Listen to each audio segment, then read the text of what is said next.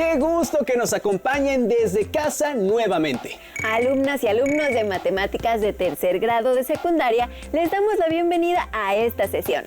¿Cómo han estado? Esperamos que los días vayan pasando lo mejor posible y que estén aprovechando al máximo nuestros contenidos.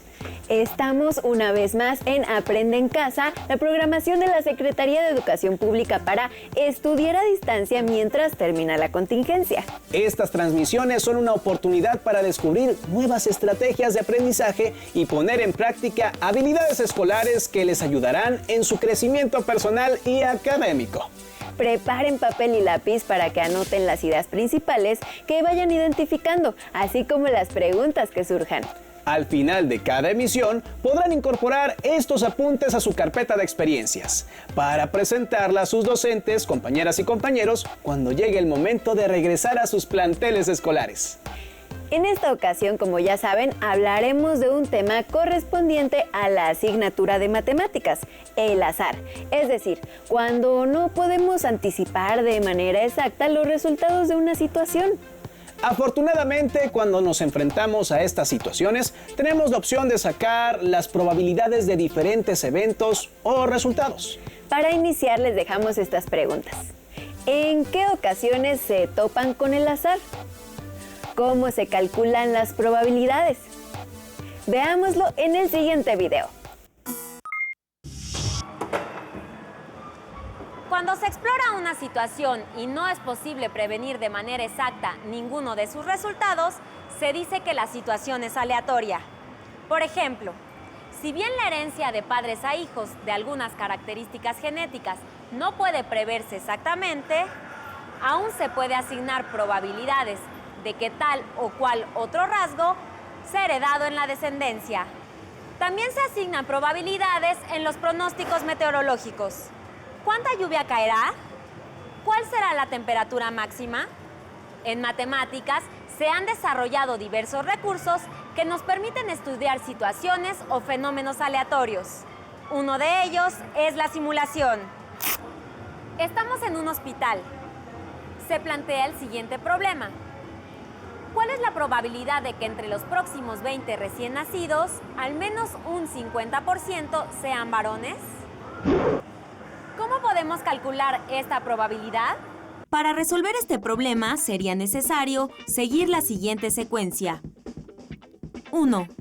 De los siguientes 20 recién nacidos, contar cuántos bebés son varones. 2. Esperar a los siguientes 20 nacimientos y volver a realizar el conteo indicado. 3. Repetir el experimento muchas veces. En vez de esperar a los siguientes 20 nacimientos en ese hospital, se puede esperar a los siguientes 20 nacimientos en toda la localidad, estado o país, si fuera necesario. 4. Se cuentan, entre todos los bloques de 20 nacimientos, solo aquellos en los que hayan nacido 11 o más varones, es decir, más de la mitad de 20. 5. Este número se divide por el número total de experimentos y el resultado es, precisamente, la probabilidad pedida. ¿Cuál de las siguientes opciones crees que sea la probabilidad de que al menos 50% de los recién nacidos sean varones?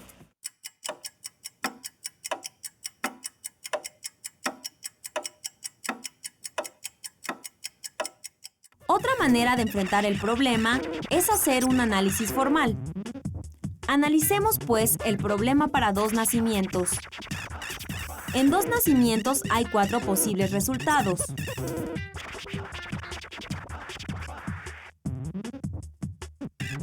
De ellos, hay 3 resultados favorables al evento que nazca al menos un varón. 2 varones, un varón y una mujer y un varón. Si calculamos la probabilidad clásica del evento que en 2 nacimientos haya al menos 50% de varones, obtenemos 3/4. ¿Cuál crees que sea la probabilidad de que en 4 nacimientos haya al menos 50% de varones? ¿Serán 3/4 también? En 4 nacimientos hay 16 resultados posibles. De ellos, hay 11 resultados en los que nacen al menos 2 varones. Es decir, hay 11 resultados favorables al evento que nazcan al menos 50% de varones. Entonces, la probabilidad de que en 4 nacimientos haya al menos 50% de varones es 11/16. ¿Qué crees que pasará con 6 nacimientos? ¿Cuántos resultados posibles habrá? ¿Cuál será la probabilidad de que haya al menos 50% de varones? Hay un total de 64 resultados posibles. De ellos, 26 son resultados favorables. Es decir, en 26 hay al menos 3 varones. Entonces, la probabilidad de que en 6 nacimientos haya al menos 50% de varones es 26/64. ¿Cuál será la probabilidad que en 20 nacimientos al menos 50% sean varones? ¿Cómo la calcularías?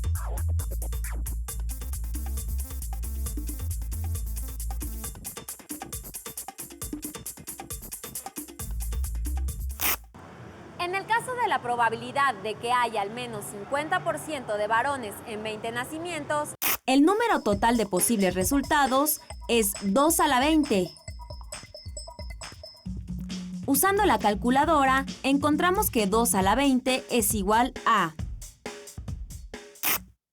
entre todos ellos, habría que identificar y contar los resultados favorables, es decir, aquellos en los cuales haya al menos 10 varones. Podemos usar el recurso de las tablas, pero identificar y contar todos los resultados favorables se ve complicado. Son demasiados resultados posibles. Hemos visto que se puede responder el problema original de 2 maneras. La primera requeriría disponer los datos de grupos de 20 nacimientos a lo largo de todo el país para conseguir un muestreo válido. La segunda consistió en hacer un análisis en papel y lápiz sobre todas las posibilidades en 20 nacimientos, volviéndose horriblemente complicado el conteo de los casos favorables. ¿Creen que hay otra manera de hacerlo? Claro, podemos usar la simulación. Hacer una simulación consiste en estudiar un fenómeno aleatorio sustituyéndolo por una situación aleatoria equivalente, controlable y cuya observación es mucho más fácil de realizar que el fenómeno original. La situación, la determinación del sexo de los siguientes 20 recién nacidos, se puede sustituir, como ya veremos, por una situación equivalente. A esta última la llamaremos la simulación de la situación original. A cada resultado posible de la situación original debe corresponder un único resultado de la simulación. Y ambos resultados deben tener igual probabilidad. Para esta situación, la simulación puede ser lanzar de 20 monedas y observar qué caras quedan para arriba.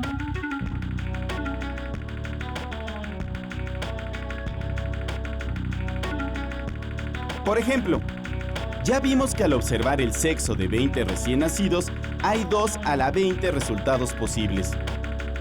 Cada uno de ellos tiene un valor de probabilidad de 1 sobre 2 a la 20. En la situación de observar qué caras caen al azar 20 monedas, también existen 2 a la 20 resultados posibles. Y cada uno de ellos también tiene probabilidad 1 sobre 2 a la 20. Los resultados posibles de la situación original y de la simulación, puestos en correspondencia, tienen iguales probabilidades. Decimos entonces que la situación observar qué caras caen al lanzar 20 monedas al aire es una simulación de la situación observar el sexo de 20 recién nacidos. ¿Y cómo usamos esta simulación para resolver el problema original? Ahora podemos usar la simulación para calcular la probabilidad que originalmente se pide. En lugar de calcular la probabilidad del evento que en 20 recién nacidos hay al menos 50% de varones, calculamos la probabilidad del evento que al lanzar 20 monedas hay al menos 50% de águilas. La ventaja de la simulación radica en que permite calcular las probabilidades de manera más sencilla. Lanzar 20 monedas al aire y observar qué caras caen es más sencillo que ir a un hospital, esperar a que nazcan 20 bebés y registrar su sexo y repetir el experimento un número grande de veces. Por otro lado, calcular la probabilidad clásica puede ser muy complicado, pues hay que identificar y contar todos los casos favorables al evento. Que hay al menos 10 varones en 20 nacimientos entre una colección de 2 a la 20 resultados posibles. Una tarea un poco más que engorrosa. Realicemos entonces la simulación. Lancemos 20 monedas al aire y contemos cuántas águilas caen. Al realizar una vez la simulación, solo cayeron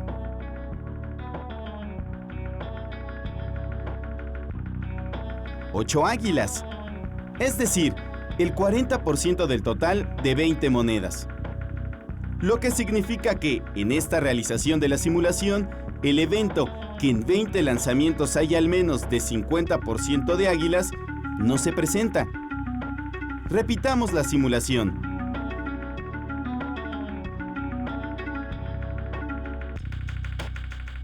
Cayeron 11 águilas. Equivale a que el 55% de los 20 nacimientos hayan sido varones.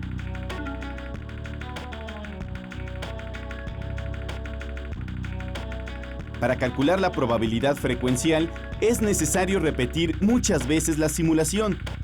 Para calcular la probabilidad frecuencial, realicen la siguiente división. ¿Y hay otras situaciones que se puedan estudiar mediante una simulación? Una compañía que vende paquetes de cereales busca incrementar sus ventas. Para eso, pone un animalito de juguete en cada caja. Hay 3 animales diferentes y se distribuyen de manera uniforme en las cajas. ¿Cuántas cajas, todas juntas, habría que comprar para que la probabilidad de completar la colección sea mayor que 1/2? Pensemos un poco.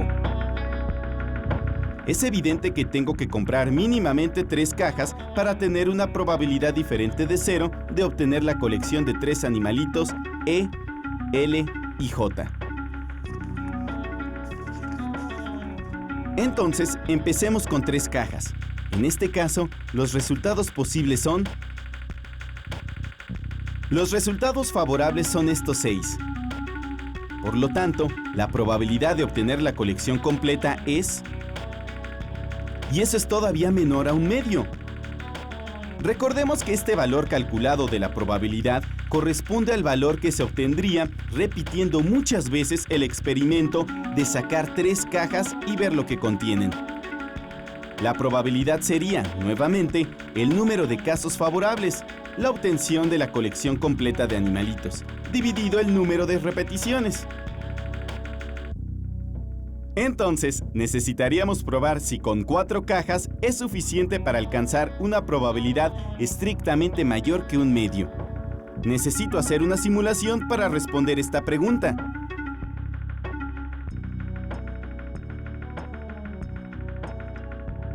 ¿Qué situación aleatoria podríamos usar como simulación de la situación de las cajas de cereal? En vez de comprar grupos de 4 cajas muchas veces, ¿qué tal lanzar este dado 4 veces, registrar si hay al menos 3 colores diferentes y repetir el experimento muchas veces? Cada lanzamiento del dado representa la compra de una caja de cereal. Las caras de color blanco corresponden al elefante, las azules al león y las rojas a la jirafa.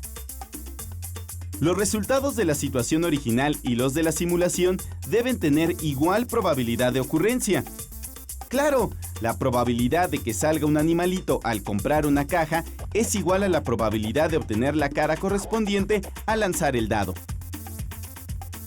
Prueba tú mismo que a medida que se compran más cajas, la probabilidad de obtener al menos una colección de los 3 animalitos aumenta. Podrás ver que ya para 4 cajas, la probabilidad es mayor a 1/2. En vez de tirar dados, la simulación se puede llevar a cabo ejecutando programas de cómputo especialmente diseñados. Nos vemos en el próximo programa. ¿Qué les pareció el contenido? Estamos seguros que ahora comprenden mejor el tema, debido a que sabemos para qué sirven y cómo se calculan las probabilidades. Pero no queda ahí, ya que mediante diversas operaciones también pueden hacer predicciones con estas probabilidades. Observen cómo hacerlas en el video que les presentamos a continuación. Tenemos aquí una rueda con una flecha que puede girar, una cosa que podrías encontrarte en un juego de niños. Y una vez que giras la flecha, tenemos 7 posibles resultados aquí probables, ¿cierto? Este es 1, 2, 3, 4, 5, 6 o 7. En 4 de estos resultados tenemos un elefante, en 2 de ellos un ratón que parece que está corriendo y tenemos un solo chango haciendo acrobacias. Ahora, preguntémonos qué pasa si giramos esta flecha, por ejemplo, 210 veces. ¿Ok? Vamos a girar la flecha 210 veces. Y yo quiero que tú predigas cuál es el número de veces que obtenemos elefante. Predice cuál es el número de veces que obtenemos un elefante. Así es que ponle pausa al video e inténtalo. Estoy suponiendo que ya lo intentaste. Una forma de pensar en esto es empezar pensando en qué pasa con un giro de esta flecha. Ok, empezamos con un giro y nos queremos preguntar cuál es la probabilidad de que en un giro de esta flecha obtengamos un elefante. Ya hemos visto cómo calcular esto, porque la flecha la vamos a girar de forma justa, entonces tenemos 7 resultados equiprobables. Así es que ponemos por aquí un 7, y luego vemos en cuántos de estos 7 resultados tenemos un elefante. Tenemos aquí 1, 2, 3 y 4. Así es que la probabilidad de obtener un elefante girando una vez esta flecha son 4 séptimos. Y bueno, empezando a pensar acerca de girar la flecha 210 veces, pues sería razonable, muy razonable, sobre todo si estamos girando muchísimas veces la flecha, uno podría esperar que 4 séptimas partes del tiempo obtuviéramos un elefante. Acabamos de calcular aquí la probabilidad teórica de obtener un elefante a la hora de girar esta flecha. Y eso nos informa que si fuera yo a realizar un montón de experimentos girando esta flecha de forma justa, debería de esperar que más o menos 4 séptimas partes del tiempo, 4 séptimas partes de los giros que haga, caigan en elefante. Entonces, para hacer una predicción razonable, está muy bien decir, vamos a hacer 210 experimentos, de los cuales yo esperaría que 4 séptimas partes sean elefantes. Así es que vamos a calcular esto, 210 por 4 séptimos, 210 entre 7 son 30, y 30 por 4 son 120. Así es que vamos a predecir que vamos a obtener 120 veces a un elefante. 120 veces. Entonces, mi predicción, y tal vez la tuya también, es que si giramos la flecha 210 veces, yo predigo que 120 de esas veces van a ser un elefante. Ahora, es muy importante pensar en qué es lo que esto nos está diciendo y qué es lo que no nos está diciendo. ¿Ok? Por ejemplo, ¿podría yo obtener 121 elefantes? ¿O 119 elefantes? ¡Claro que sí! ¡Por supuesto que sí! Es muy razonable que obtengamos un número distinto a este. De hecho, también existe la posibilidad de que no obtengamos ni un solo elefante. ¿Ok? Que todas las veces que giramos esta flecha caiga en uno de los ratones o en el chango. Tiene una probabilidad baja de ocurrir, pero claro que podría suceder. Y de la misma forma, también podría pasar que todas las 210 veces que giramos la flecha obtengamos un elefante. Pero, otra vez, eso tiene una probabilidad bastante baja. Pero el chiste es que nos demos cuenta que aquí no estamos asegurando que vamos a obtener 120 veces al elefante. ¿Ok? Sería completamente razonable que lo obtuviéramos 125 veces o incluso 200 veces, o también podríamos obtenerlo únicamente 90 veces. Y eso sería bastante razonable. Esta es simplemente una predicción. Si me obligas a escoger un número para predecir cuántos elefantes vamos a obtener, yo escogería este porque es el más probable. Y, por cierto, tenemos que predecir el número antes de empezar a girar la flecha. ¿Ok? Si giramos la flecha 210 veces, entonces el número de veces que podemos obtener un elefante puede ir desde 0 hasta 210. Pero de todos esos números, la predicción más razonable es 120. ¿Ok? Porque esperamos obtener elefantes aproximadamente 4/7 partes del tiempo. O sea, 120 veces.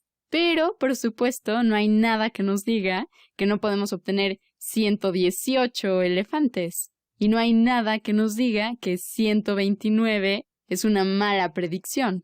Es simplemente que si giramos la flecha 210 veces y la probabilidad de obtener un elefante en cada uno de esos 210 giros es 4/7, entonces, lo más razonable es pensar que 4/7 partes de las veces que giremos la flecha vamos a obtener un elefante, o sea, 120 veces, ¿ok? 4/7 partes de 210.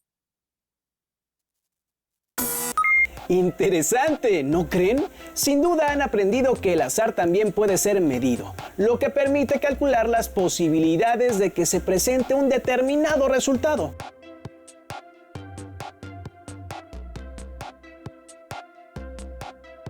En este momento que ya cuentan con mayor información, tomen nota y respondan las siguientes preguntas. ¿Qué tipo de experimentos al azar puedes hacer en casa?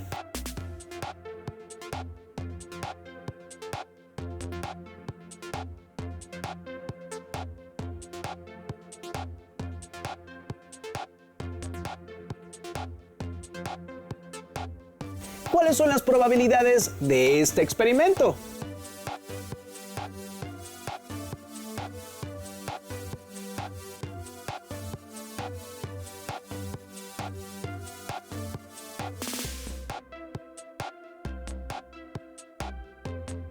Anoten los resultados y conclusiones en su carpeta de experiencias para que la muestren a sus docentes cuando regresen a las escuelas.